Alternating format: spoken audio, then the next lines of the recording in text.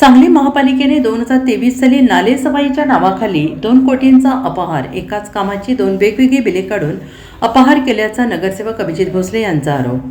सांगली महापालिकेने 2023 साली एकाच कामाची 2 वेगवेगळी बिले काढून 2 कोटींचा अपहार केल्याचा गंभीर आरोप नगरसेवक तसेच स्थायी समिती सदस्य अभिजित भोसले यांनी केला आहे. 2023 साली नाले सफाई आणि वाहन पुरवठा या शीर्षकाखाली तब्बल 3 कोटींची बिले काढण्यात आली आहेत.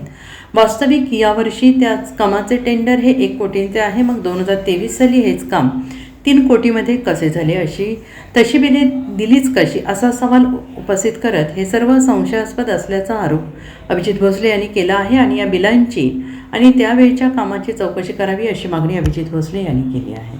सांगली मिरज कुपवाड शहर महानगरपालिकेने मागील 4 वर्षापूर्वी जे पद्धतीचे ठराव नालेसफाई संदर्भात झाले होते, त्यामध्ये एक ठराव डिसेंबर 2022 ला झाला, तो वाहन पुरवठा भाडे तत्वावर करणे, आणि एप्रिल 2023 ला म्हणजे 4 महिन्याच्या कालावधीमध्ये दुसरा ठराव झाला नालेसफाईचा. डिसेंबर 2022 चे काम सुद्धा जून 2023 पूर्वी करणं अपेक्षित आहे आणि एप्रिल 2023 चे काम सुद्धा जून 2023 पूर्वी करणं अपेक्षित आहे नालेसफाईचं असेल तर. मग या ठिकाणची नालेसफाई जर 2 वेगळ्या पद्धतीने झाल्या असतील, कारण महानगरपालिकेच्या प्रशासनानं त्यांची डिसेंबर 2023 ला म्हणजे ज्या वेळेला कालावधी संपला आमचा मागील सभागृहाचा, तर त्यानंतर ती जी बिलं अदा केली गेली त्यात वाहन पुरवठ्यातून सुद्धा नालेसफाईचीच बिलं अदा केली गेली आहेत आणि नालेसफाई अंतर्गत सुद्धा नालेसफाईचीच बिलं अदा केली गेली आहेत. त्यामध्ये 3 बजेट हेड वापरले गेले, एक गुंठेवारी, दुसरी एमपीसीबी आणि तिसरं तणकट काढणे आणि स्वच्छता करणे. त्या तिन्ही बजेट हेडमधून काढलेल्या बिलांची जर एकूण रक्कम तपासली तर ती जवळपास 3 कोटी रुपये होते. आज 2026 ला 2 दिवसापूर्वी निघालेला टेंडर 1 कोटीचा आहे.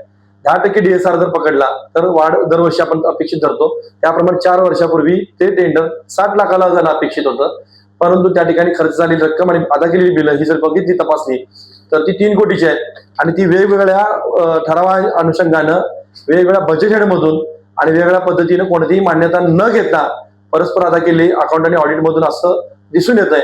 तर एकंदरीतच एकच कामाची 2 वेगळी बिलं अदा करण्याचा प्रकार प्रशासनाने केलाय असं आमचं स्पष्ट मत आहे. या संदर्भात स्थायी समितीमध्ये आम्ही भूमिका मांडली असता सभागृहाच्या सभापतींनी त्यावरती पुढील मीटिंगला अहवाल सादर करणे आणि योग्य तो वस्तुनिष्ठ अहवाल देण्यासंदर्भात धनंजय जाधव जे ऑडिटर आहेत आता महानगरपालिकेचे आणि अकाउंटला आदेश दिलेले आहेत, त्याप्रमाणे पुढील आठवड्यात अहवाल आला की त्याच्यानंतर आम्ही आमची कारवाईची भूमिका स्पष्ट करू. परंतु हे सत्य आहे, या ठिकाणी या विषयामध्ये अपहार केला गेलाय आणि प्रशासन आणि ठेकेदार यांचं यामध्ये संगनमत दिसून येत आहे. 1 कोटीचं टेंडर जरी चालू वर्षी काढत असो आपण तर 3 कोटीची बिलं अदा केली गेली आहेत, तर जवळपास इथंच 2 कोटीची तफावत दिसून येते. आणि ही जी दिसतंय त्याच्यामध्ये आम्हाला जी बिलं हाती लागली त्यानुसार 3 कोटीपर्यंत आता दिसून येत आहे. तर पुढील काळामध्ये अजून बिलं आणि अजून कागदपत्र आम्ही मागितली आहेत, तर त्याप्रमाणे आणखी कागदपत्र समोर आल्यानंतर आम्ही माध्यमातून आम्ही जनतेसमोर खरा जो प्रकार आहे तो उघडकीस आणूच.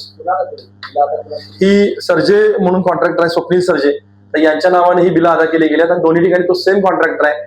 सेम कॉन्ट्रॅक्टरच्या नावाने वाहन पुरवठ्याचं पण टेंडर आहे आणि नालेसफाईचं पण टेंडर आहे आणि या दोघांना एकाच नालेसफाईच्या संदर्भात दोन्ही वेगवेगळ्या ठरावाच्या अनुषंगानं नालेसफाई वाहन भाड्याने घेणे यातून ती बिलं अदा केली गेलेली आहेत. अहवाल आल्यानंतर ठेकेदाराकडून सदर रकमेच्या वसुलीसाठी आणि या संदर्भात गुंतलेले जे अधिकारी असतील, म्हणजे ऑडिटचे असू देत, अकाउंटचे असू देत किंवा संबंधित आरोग्य विभागाचे असू देत, त्यांच्यावर त्या कारवाईच्या बाबतीत निश्चितच हे करेल.